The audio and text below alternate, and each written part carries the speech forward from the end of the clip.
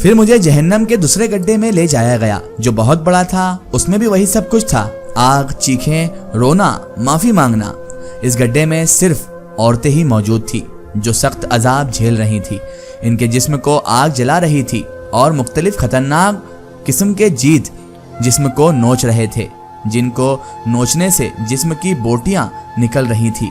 ان کی مافیا اور چیخو پکار تھی، ہم پر رحم کھایا جائے، ہمیں آخری بار دنیا میں واپس بھیجو، خدا کی قسم کبھی گھر سے نہیں نکلیں گی، کبھی غیر محرم کو نہیں دیکھیں گی، ہر وقت عبادت میں رہیں گی، اپنا جسم ڈھک چھپا کر پردے میں رکھیں گے، کبھی اپنے جسم کی نمائش نہیں کریں گے۔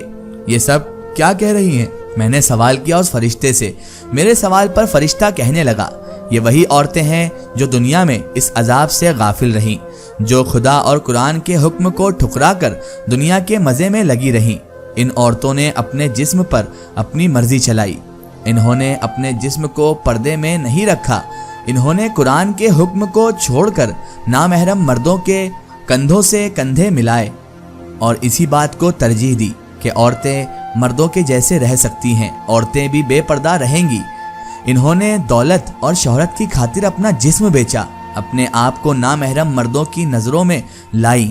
انہوں نے خاتم النبیین حضرت محمد مصطفیٰ صلی اللہ تعالی علیہ وآلہ وسلم کی بیٹی حضرت فاطمہ الزہرا سلام اللہ علیہا کی زندگی، پاکیزگی اور پردے کو چھوڑ کر دنیا کی مکار اور غلیظ عورتوں کو اپنا آئیڈیل سمجھا، اپنا رہنما سمجھا، اور اپنی زندگی بھی انہوں نے اسی آئیڈل کی طرح گزاری جو بے پردہ اور وہ تھیں۔ انہوں نے حضور پاک صلی اللہ تعالی علیہ وآلہ وسلم کی شہزادی کو اپنا آئیڈل نہ مان کر عذاب مول لیا، اور دوسری عورتیں جو بے حیا تھی ان کو اپنا آئیڈل مان کر ان کے جیسی زندگیاں گزاری۔ اگر انہوں نے 4 دن کی زندگی میں دنیا کے مزے اور بے حیائی کو چھوڑ کر حضرت فاطمہ الزہرا سلام اللہ علیہا کی طرح پاکیزگی اور پردے میں گزاری ہوتی تو آج یہ عورتوں کی جنت کی سردار حضرت فاطمہ سلام اللہ علیہا سے جنت کے کسی خوبصورت باغ میں ان کے بیچوں بیچ ہوتی۔ لیکن اب ان کا کچھ نہیں ہو سکتا کیونکہ یہ ہمیشہ کے لیے اس جہنم میں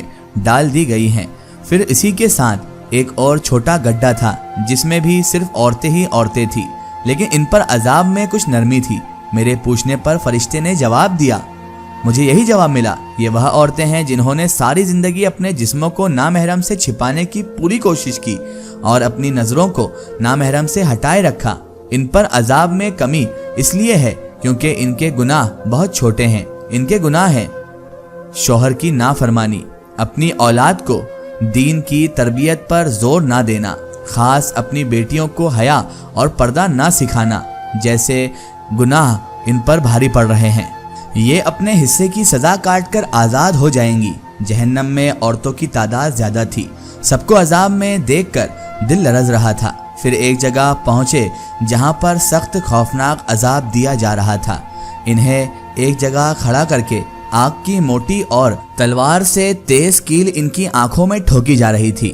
وہ کیل ان کی آنکھوں سے ہو کر پچھلی طرف سے نکل رہی تھی۔ ان کی آنکھوں میں بڑا سوراخ بن رہا تھا، وہ درد سے چیخ رہی تھی۔ ان کی چیخیں پورے جہنم میں سنی جا رہی تھی۔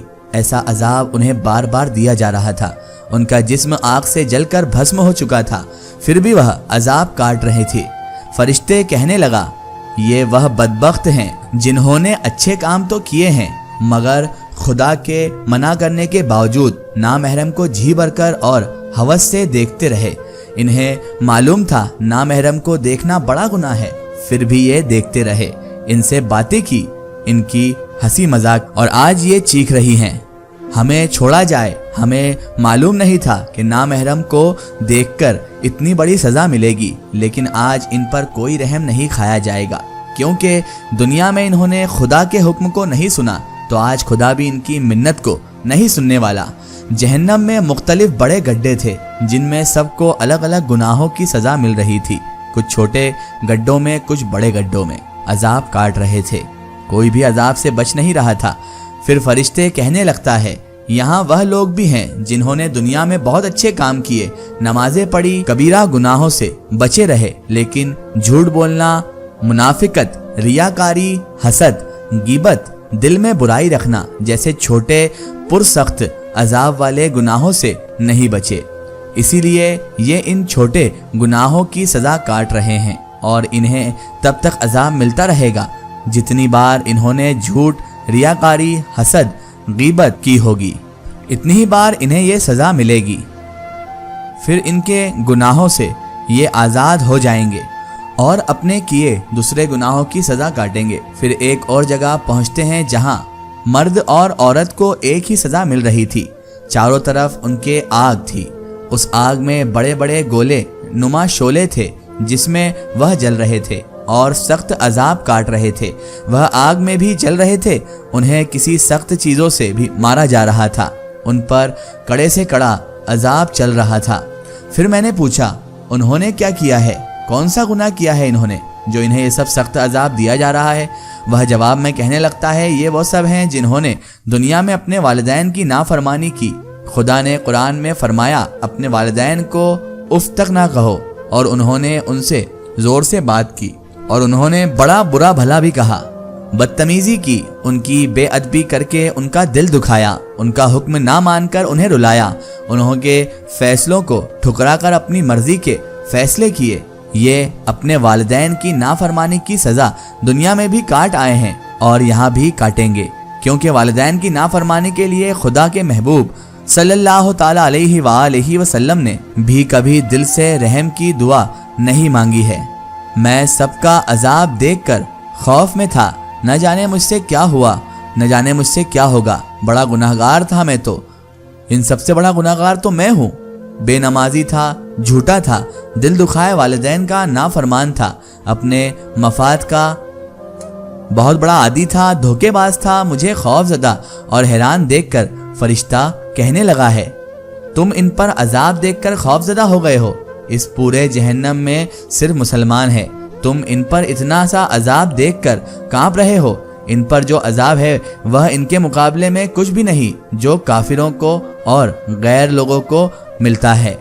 इन पर अजाब दुनिया में कोई गैर मुस्लिम देख ले तो खुदा की कसम वह मुसलमान होकर मोमिन बन जाए, फिर इन जैसा मोमिन दुनिया में कोई ना होगा। मुसलमान के लिए जन्नत बहुत ही सस्ती है, बस इसके लिए इसे 4 दिन की जिंदगी में दुनिया की रंगीनियों को छोड़ना होगा। हर मुश्किल वक्त में भी नमाज पढ़े, ज़रूरत से ज़्यादा झूठ ना बोले, किसी की गीबत ना करे, सबसे अच्छा रहे, किसी के लिए दिल में नफरत ना पाले, अपनी आँखों और जिस्म की नामहरम से हिफाजत करे, वालिदैन का अदब करे, अपनी औलाद को दीन सिखाए। इन कामों से भी वह जन्नत खरीद सकता है।